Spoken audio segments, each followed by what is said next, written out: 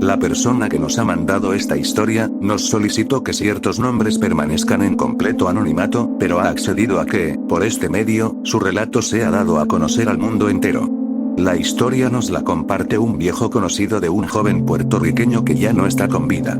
No nos reveló la razón por la cual decidió armarse de valor para contarla, aunque asegura que esta historia es 100% real.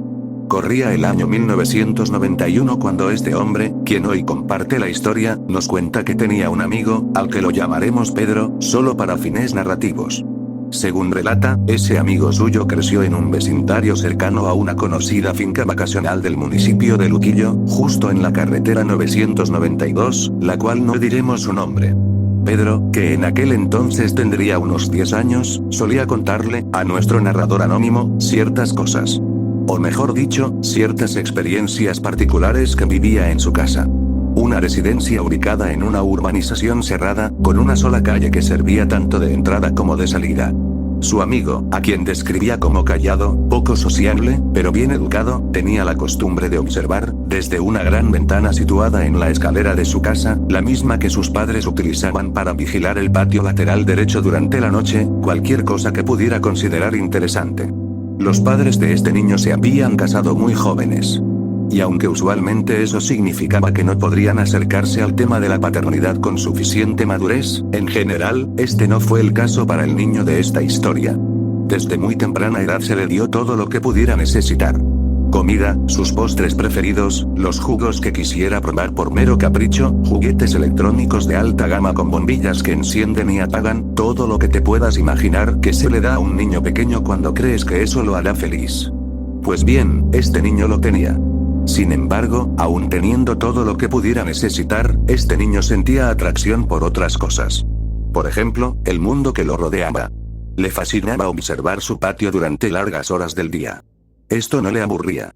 Para él, todo podía percibirse como interesante si sabías observar bien. Y rara vez se equivocaba. Un ejemplo: las hojas de los árboles. En su patio había unos árboles grandes, plantados por sus padres cuando estaban construyendo la casa en la que dormía. A simple vista, uno no podría sacarles mucho provecho. Eran árboles comunes y corrientes. Pero Pedro no pensaba así.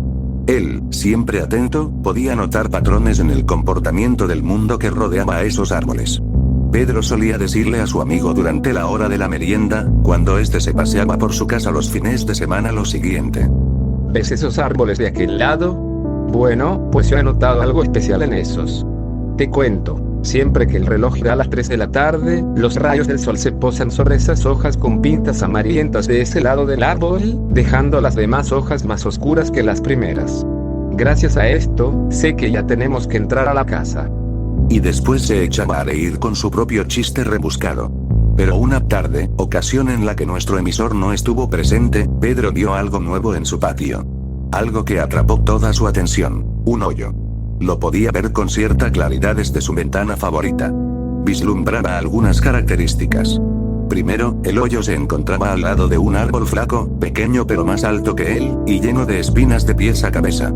Es posible teorizar que el hoyo pertenecía a otro arbolillo como ese, que antes se erguía junto a él. Y es posible que Pedro haya pensado eso al principio. Sin embargo, jamás había visto dos de esos árboles juntos en su patio. Esa hipótesis, simple y llanamente, no era posible. La descartó. Lo segundo que notó fue que ese hoyo se veía especialmente oscuro. Y sí, se sabe que los hoyos se ven oscuros, pero lo que le llamaba la atención a Pedro era que, cuando un día decidió ver el hoyo más de cerca, este seguía viéndose negro en su interior, a pesar de que el sol ya se encontraba en su punto más alto y que, por lógica, los rayos deberían iluminar el fondo. Pero eso no pasaba. Pedro, ya intrigado por ese misterioso hoyo, se dio a la tarea de llevar a cabo un experimento. Su hipótesis inicial fue sencilla: iluminar el hoyo con una linterna. Esperó una fecha en la que su padre estuviera trabajando fuera de casa y fue a buscar su caja de herramientas para tomar prestada la linterna que necesitaba. Ya con la linterna en mano, se acercó al hoyo.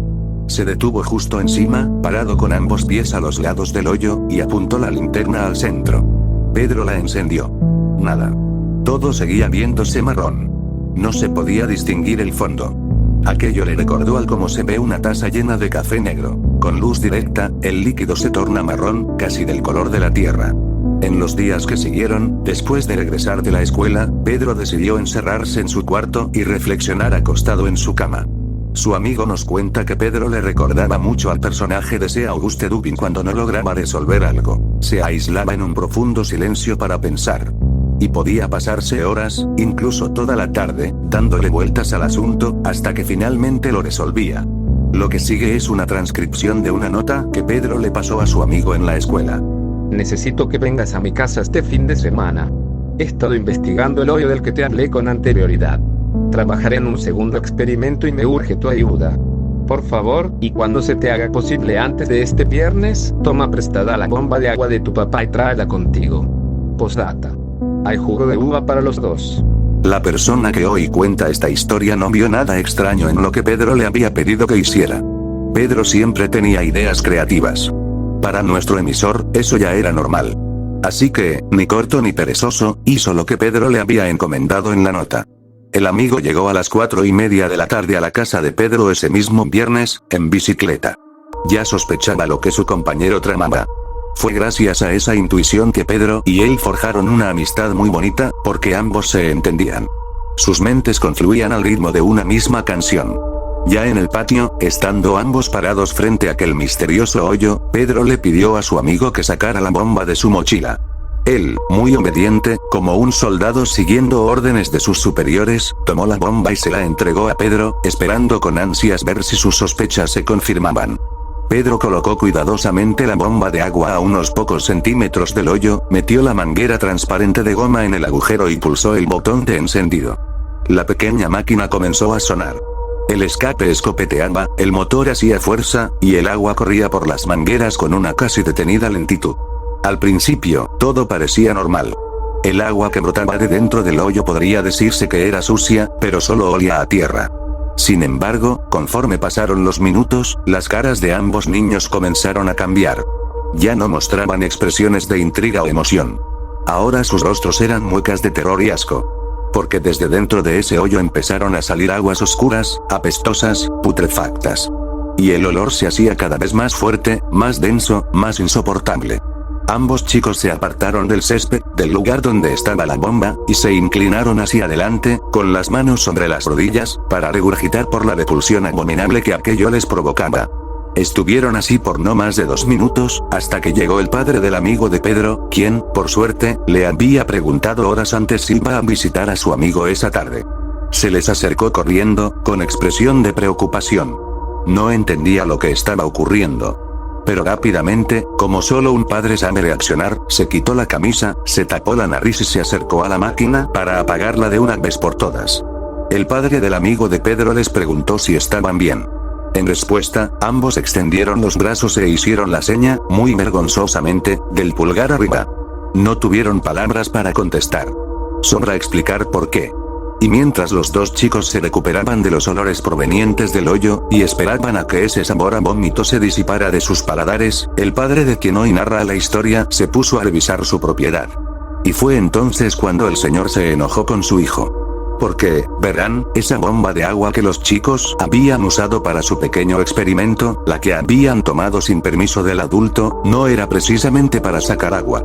Ese tipo de bombas se utiliza, en realidad, para extraer combustible diésel. Y estas bombas no pueden intercambiar su uso. Si son para agua, son para agua. Si son para gasolina, son para gasolina, etc. Entonces, al notar que los chicos habían llenado de agua el mecanismo interno de su bomba, el padre del amigo de Pedro se enojó muchísimo. Lo castigó rotundamente e incluso le prohibió ir a la casa de Pedro por un mes. La pareja de amigos, ya sintiéndose mejor del estómago, se miraron a los ojos y, mediante la pura mirada, acordaron no decir nada sobre lo que habían experimentado. Pasaron los días, las semanas, el mes, sin que el amigo de Pedro quisiera verificar cómo se encontraba el hoyo. No estaba seguro de que se iban a encontrar y no quería verlo por su cuenta. La imaginación le resultaba una opción mucho mejor, a juzgar por el susto que ambos se llevaron ese día. Quien nos trae esta historia comenta que, a pesar de que Pedro y él eran buenos amigos en aquel momento, dejaron de verse en esa casa. Después de 5 meses, el amigo de Pedro comenzó a encontrar extraño que, durante todo el verano, no hubiera sabido nada de él. Acababa de comenzar sexto grado. Era raro. Le preguntó a la maestra, y ella le dijo que no había oído nada. Al parecer, Pedro ni siquiera se había matriculado para el nuevo año escolar. Entonces recordó que su padre solo le había mencionado que no podía visitar a Pedro durante un mes, pero ese tiempo ya había pasado hacía rato. Quizás su papá simplemente se había olvidado del asunto. Y, convencido de eso, decidió preguntarle. Para su sorpresa, su padre sí recordaba el incidente de la bomba de agua. Sin embargo, no puso ninguna objeción en llevarlo. Llegaron a la casa de Pedro y, desde el corolla de su padre, el amigo sintió que algo no estaba bien. La propiedad se veía descuidada. Los jardines, antes coloridos y bien cuidados gracias a la madre de Pedro, ahora eran ruinas hechas de tallos secos y pétalos marchitos. La casa lucía sucia por fuera. Donde antes había pintura blanca, ahora había manchas negras. Los vehículos de los padres de Pedro estaban cubiertos de polvo. La acera que conducía a la entrada no se había limpiado en meses. Algo andaba mal. El padre del amigo tocó bocina. Fue inútil. Esperaron 1 hora. Nada ocurrió. Y entonces, temiendo lo peor, al hombre se le ocurrió llamar a las autoridades. Esperaron 20 minutos a que alguna patrulla cercana pudiera llegar. Cuando el oficial de policía arribó a la entrada de la casa, hizo lo mismo que el padre. Por 5 minutos llamó a los padres de Pedro. Nadie contestó. El oficial entonces optó por llamar a su superior y pedir una orden para acceder al interior del hogar. Un juez la firmó, y en cuestión de pocas horas la policía logró ingresar a la casa. A primera vista, no encontraron nada fuera de lo común. La sala de estar estaba vacía, pero ordenada. No limpia. Solo ordenada. Era como si las personas que habitaban la casa hubieran dejado todo minuciosamente recogido porque tenían que irse de viaje, y decidieran dejar la casa completamente sola. Pero habían dejado sus autos en la propiedad. ¿Se fueron en taxi? ¿Algún familiar lejano los llevó? Estas ideas revoloteaban, al comienzo de la investigación, en la mente de los oficiales que ya se encontraban dentro de la casa. Luego decidieron subir a la planta superior de la casa. Cruzaron las escaleras y pasaron al cuarto del presunto niño ausente, que se ubicaba justo al frente de las ya mencionadas escaleras. La habitación del chiquillo no tenía nada fuera de lo común. Era el cuarto de un niño. ¿Qué podían encontrar allí que les sirviera? No había nada que les hiciera alzar una ceja. Todos los oficiales tenían la mente en blanco. Y ya frustrados por sus descubrimientos inútiles, los oficiales se dirigieron a la recámara de los padres de Pedro. Pero nuevamente, fue en vano. La actividad, o más bien, la falta de actividad anormal, los dejaba sin pistas sobre a dónde podrían haber ido. La gente normal no desaparece de la nada, sin motivo aparente. Todo, según la policía, tiene una explicación lógica. El amigo de Pedro, quien aún seguía afuera, sentado en el corolla mientras sus padres esperaban a que la policía respondiera al menos una de tantas preguntas, encontraba todo aquello muy extraño. Nunca había escuchado a Pedro hablar de irse de la escuela, ni de dejar su casa, mucho menos de abandonar todas sus pertenencias. Recuerda haber visto a los agentes dirigirse a las entradas de las casas vecinas. Por su lenguaje corporal y la atención absoluta que prestaban al hablar con los residentes, dedujo que habían comenzado a interrogar al vecindario. Era lógico. Cuando ya no queda nada por investigar dentro de la casa, el siguiente paso es preguntar afuera. Sin embargo, el narrador descubrió muy poco sobre lo que la policía logró averiguar esa noche. Su padre, lamentablemente, tuvo que llevarlo de vuelta a casa. Mañana sería otro día. Su padre tenía que trabajar, y él, asistir a la escuela.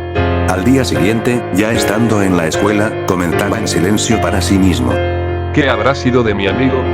¿Por qué no aparece? ¿A dónde se lo habrán llevado sus padres?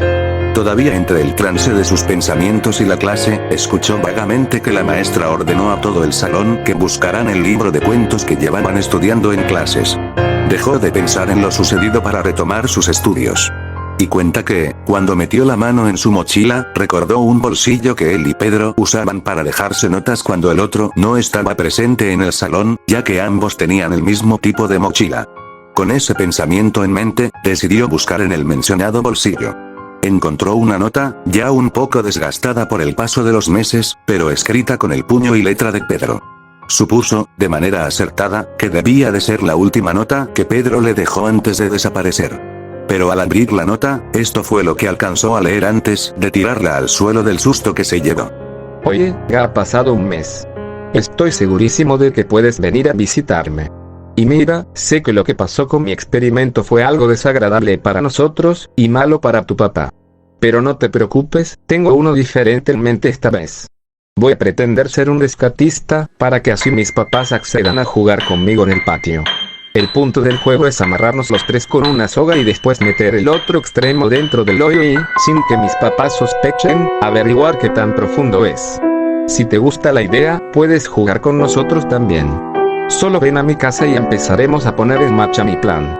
Nuestro emisor nos cuenta que salió corriendo del salón, abrumado, perturbado por esa espina que a veces se te clava en la parte de atrás del cuello, esa que te deja saber cuando algo anda mal. Corrió directo a la oficina del director. Pidió que llamaran a sus papás. Les contó por teléfono que ya sabía dónde estaba su amigo. Sus padres llegaron de inmediato. Llamaron a la policía mientras se dirigían rumbo a la casa de Pedro. Tuvieron que esperar a que llegara una patrulla. El lugar se encontraba cerrado con cinta amarilla. Cuando llegó la patrulla, le explicaron al oficial lo que su hijo les había contado. Al principio, el agente no les creyó, pero por insistencia de su capitán, quien estaba al tanto del asunto por medio de la radio, tuvo que acceder a las demandas de los presentes y verificar el dichoso hoyo. El policía entró a la propiedad. Miró el patio, divisó el árbol que había mencionado el niño y se encaminó cuidadosamente hacia él. El césped había crecido un poco, pero se podía caminar sin problemas. Aunque notaba un detalle extraño, mientras más se acercaba al lugar donde se suponía que estaba el hoyo, más se le hundían los pies en el suelo fangoso. Era como caminar sobre tierras pantanosas. Poco a poco, sus zapatos negros se fueron llenando de lodo hasta llegar al pantalón. Así lo describió el oficial en su reporte. Cuando por fin llegó al árbol espinoso, el supuesto lugar donde, según el chico, se encontraba el hoyo, el oficial no reportó haber visto un pequeño agujero. No, para nada. Él describió haber visto un hoyo húmedo, fangoso y pútrido, lo suficientemente amplio como para meter cuerpos humanos. En menos de 3 horas, el departamento de la policía de Luquillo y el FBI ya habían rodeado la propiedad con sus agentes. Los peritos forenses establecieron un perímetro para llevar a cabo las excavaciones correspondientes en la zona donde se encontraba el hoyo. Cavaron y drenaron gran parte del agua del pozo, que ahora tenía una forma oblonga.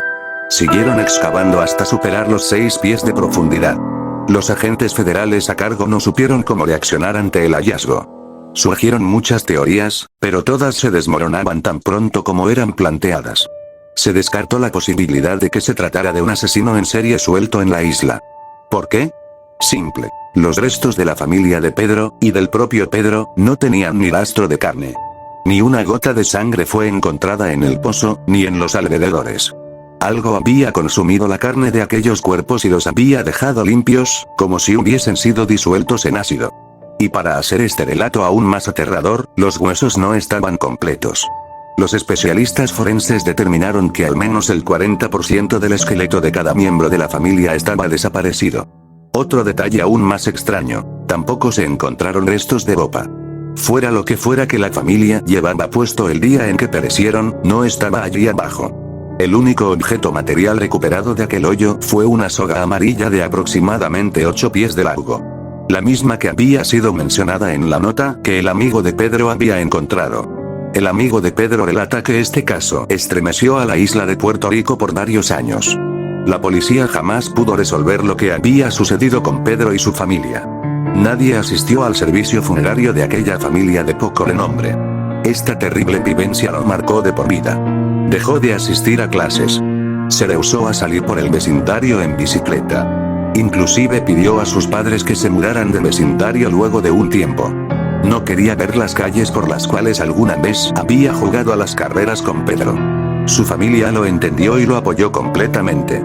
Ese ambiente ya no era sano para el pequeño. Decidieron mudarse cerca de unos familiares en Carolina, una zona un poco más costosa, pero todo por el bien y la salud mental de su hijo. Con los años, nuestro narrador anónimo fue mejorando poco a poco. Nos cuenta que incluso llegó a desarrollar el deseo y el valor de investigar por su cuenta lo que realmente había ocurrido con la muerte de su amigo. Ese deseo creció tanto que, un día, se presentó en la estación de policía de Luquillo para hacer preguntas. Al comenzar sus indagaciones, los agentes reaccionaron a la defensiva. Era de esperarse. Se trataba de un caso frío. Muchos utilizan situaciones así para señalar la ineficiencia de la policía del país. Pero cuando les explicó que solo quería cerrar un capítulo doloroso de su vida y encontrar algo de paz, accedieron a contarle. Resulta que, al poco tiempo de haberse concluido la investigación, el banco que manejaba la propiedad quiso venderla en una gran subasta. La casa era lo que se denomina una mini mansión, y supusieron que habría muchas personas pudientes interesadas en adquirirla.